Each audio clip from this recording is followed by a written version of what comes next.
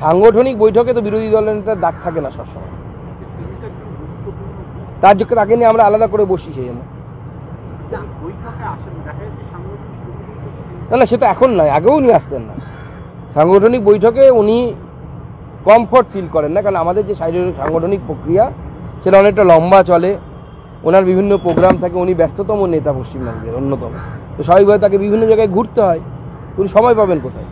সুকান্ত মজুমদার আজকে বলেছেন যে আপনি দলীয় সাংগঠনিক হিসেবে কর্মসূচিতে থাকেন না, যেখানে মিটিং হয়, আপনার এটা মানে কমফোর্ট জোন নয়। সুকান্ত বাবু উত্তর দিতে পারবেন, আমি কেন উত্তর দিতে? যিনি বলেছেন তাকে উত্তর দিতে। আমি আজকে মেদিনীপুরে ডাক্তারদের সাসপেন্ডের বিরুদ্ধে কর্মসূচিতে ছিলাম, সবাই দেখেছেন। আর আমি অর্গানাইজেশনের পোর্টফোলিও হোল্ডার নই, তা আমি বিরোধী দলনেতা, আমার কাজ সম্পর্কে সচেতন। আমি আপনার কাছে যার কথা আপনি বললেন, তার যিনি বলেছেন তার ব্যাখ্যা ওনাকেই দিতে হবে, আমি দিতে হবে। শুভেন্দু অধিকারী এর আগেও একই ভঙ্গিমাতে বা একই টোনে কথা বলেছিল, একই বিষয়ে কথা বলেছিল। 2024 লোকসভা নির্বাচনে ভারতীয় জনতা পার্টি বঙ্গে ভরাডুবি হওয়ার পর শুভেন্দু অধিকারীর কাছে যখন প্রতিক্রিয়া জানতে চেয়েছিল, সংবাদ মাধ্যমকে তিনি পরিষ্কার ও সরাসরি জানিয়েছিলেন যে তিনি বিরোধী দলনেতা, ভারতীয় জনতা পার্টির বঙ্গ বিজেপির বা বাংলার বিরোধী দলনেতা। তিনি সংগঠনের অভ্যন্তরীণ কোনো বিষয়ে থাকেন না এবং সংগঠনের অভ্যন্তরীণ বিষয়ে কোনো রকম খোঁজখবর রাখে না। আর ঠিক সেই একই কথা যখন রাজ্য সভাপতি সুকান্ত মজুমদার বলল, তখন তিনি তেলে বেগুনে জ্বলে উঠল না।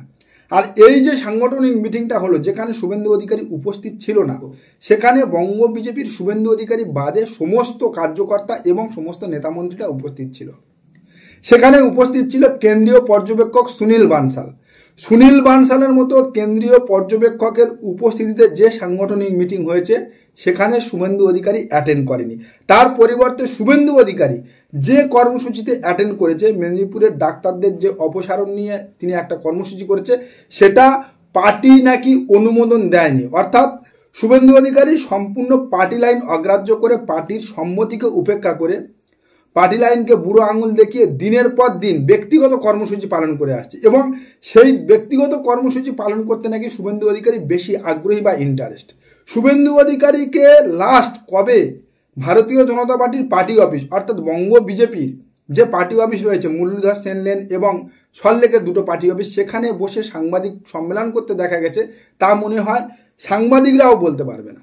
এমনকি সুকান্ত মজুমদার রাজ্য সভাপতি এবং শুভেন্দু অধিকারী একসঙ্গে বসে কবে লাস্ট প্রেস কনফারেন্স করেছে, তাও কিন্তু সাংবাদিকরা মাথা চুলকে বলতে পারবে। শুভেন্দু অধিকারী যখন সুকান্ত মজুমদার সভাপতি হয়েছিল, তখন প্রথম বছর খানেক সুকান্ত মজুমদারকে বগল দাবা করে নিয়ে ঘুরেছিল, কারণ তিনি দিলীপ ঘোষকে ল্যাং মারতে সক্ষম হয়েছিল। কথায় আছে কাক কাকের মাংস খায় না, কিন্তু শুভেন্দু অধিকারী খায়। মেদিনীপুরের ভূমিপুত্র দিলীপ ঘোষ এবং সেই মেদিনীপুরের পুত্র বা ভূমিপুত্র শুভেন্দু অধিকারী। সেই শুভেন্দু অধিকারী দিলীপ ঘোষের মতো একজন মাস্ট পপুলার লিডার, বঙ্গ বিজেপির একজন সফল লিডারকে ল্যাং মেরে সরাতে পেরে, রাজ্য সভাপতির পদ থেকে সরাতে পেরে খুব খুশি হয়েছিল এবং সুকান্ত মজুমদারকে বগল দাবা করে নিয়ে ঘুরছিল, যাতে করে সুকান্ত মজুমদার শুভেন্দু অধিকারীর টোনে কথা বলে।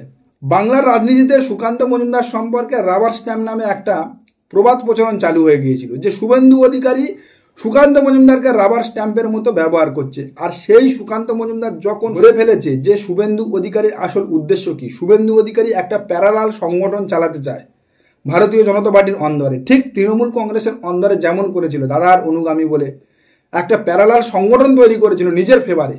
ভারতীয় জনতা পার্টির বঙ্গ বিজেপির অন্দরেও প্যারালাল সংগঠন তৈরি করে ব্যক্তিগত কর্মসূচি প্রমোট করে নিজেকে হাইলাইট করে নিজেকে বঙ্গ বিজেপির হত্যাকর্তা বিধাতা প্রমাণ করতে চায় শুভেন্দু অধিকারী। তখন থেকে কিন্তু সুকান্ত মজুমদার শুভেন্দু অধিকারী থেকে দূরত্ব বাড়াতে শুরু করেছে, আর সেই থেকে কিন্তু সুকান্ত শুভেন্দু দ্বন্দ্ব তীব্র থেকে তীব্রতর হয়ে উঠছে।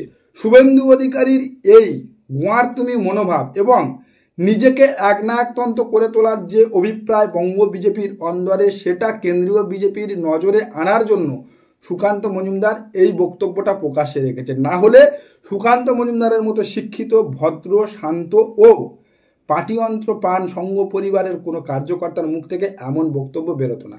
সুকান্ত মজুমদারের এই বক্তব্যটা নিয়ে মিডিয়া সুকান্ত শুভেন্দু দ্বন্দ্ব বা গোষ্ঠী কন্দল প্রকাশ্যে এসেছে। এটা যতটা নিয়ে কজলাচ্ছে, তার থেকে বেশি কিন্তু সুকান্ত মজুমদারের এই বক্তব্যটা তাৎপর্য হলো যে শুভেন্দু অধিকারী সম্পূর্ণ পার্টি লাইনের বাইরে বেরিয়ে গিয়েছে। 2020 সালে যখন শুভেন্দু অধিকারী সিদ্ধান্ত নিয়ে ফেলেছিল যে ভারতীয় জনতা পার্টিতে যাবে, অর্থাৎ 2021 বিধানসভা নির্বাচনের আগে, তখনও কিন্তু শুভেন্দু অধিকারী এমন হারকাত বা এমন ব্যবহার করতে শুরু করেছিল। পার্টির ব্যানার ছাড়া বা পার্টির কর্মসূচি ছাড়া ব্যক্তিগত কর্মসূচি পালন করছিল। একটু আর্কাইভ ঘেটে বা লক্ষ্য করে দেখবেন 2020-তে অর্থাৎ 2021-এর আগে শুভেন্দু অধিকারী সম্পূর্ণ পার্টির কর্মসূচিকে অবজ্ঞা করতে বা অ্যাভয়েড করতে শুরু করেছিল। মমতা বন্দ্যোপাধ্যায় বা তৃণমূল কংগ্রেসের কোনো কর্মসূচিতে তিনি অ্যাটেন্ড করেননি এবং তৃণমূল কংগ্রেসের ব্যানারে তিনি কোনো প্রোগ্রাম করেনি। ধর্মীয় ব্যানারে বা অন্য কোনো ব্যানারে করছিল, কিন্তু পার্টি সিম্বল বা পার্টি ব্যানারে করেনি।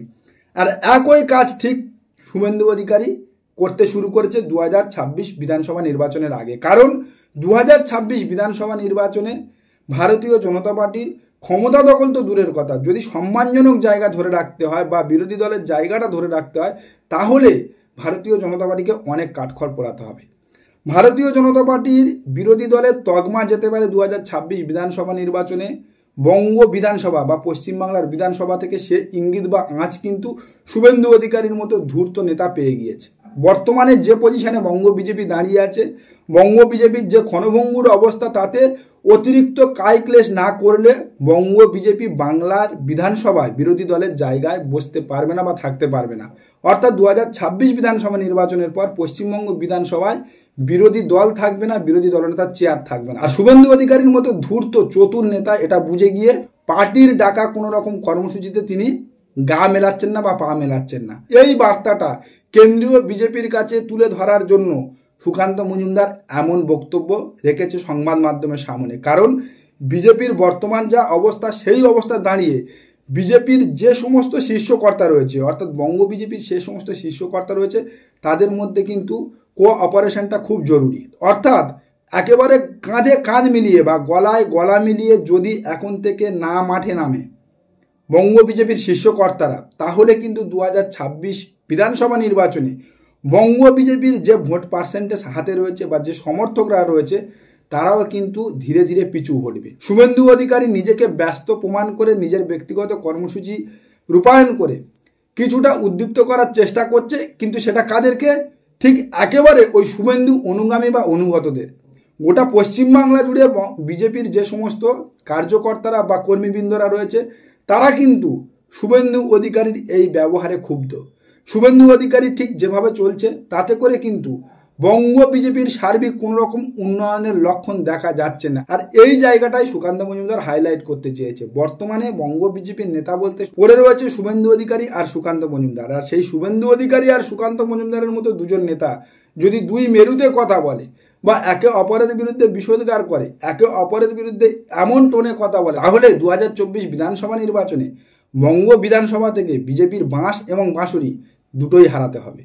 নমস্কার, আজকের প্রতিবেদন এখানেই শেষ করলাম। দেখা হচ্ছে আগামী কোনো প্রতিবেদনে। আমাদের প্রতিবেদন সম্পর্কে আপনাদের মূল্যবান মতামত অবশ্যই জানান আমাদের কমেন্ট সেকশানে। সবাই ভালো থাকবেন।